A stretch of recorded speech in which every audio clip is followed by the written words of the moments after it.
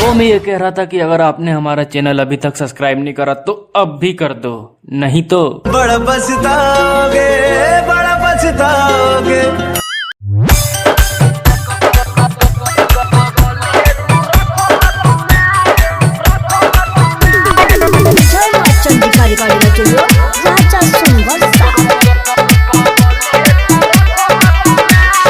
अभी आप सब सुनते हैं एनएमआर गुप्ता की शानदार प्रस्तुति।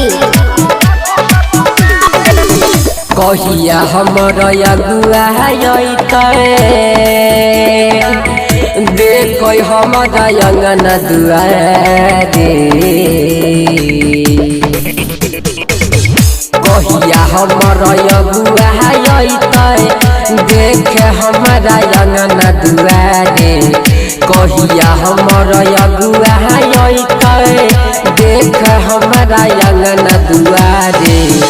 कोई पापा कबले तू रख बकुआरे, कोई पापा कबले तू रख बकुआरे, कोई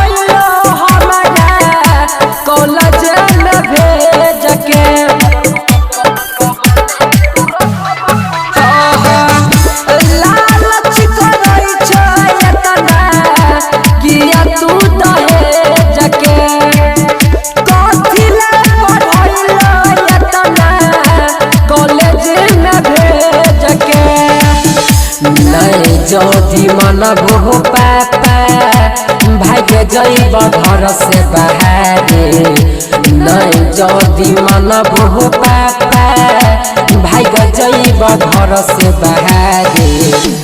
कोई तो बियाह हो पापा कबले तू रख बकुआरे, कोई तो बियाह हो पापा कबले तू रख बकुआरे, कोई तो बियाह पापा।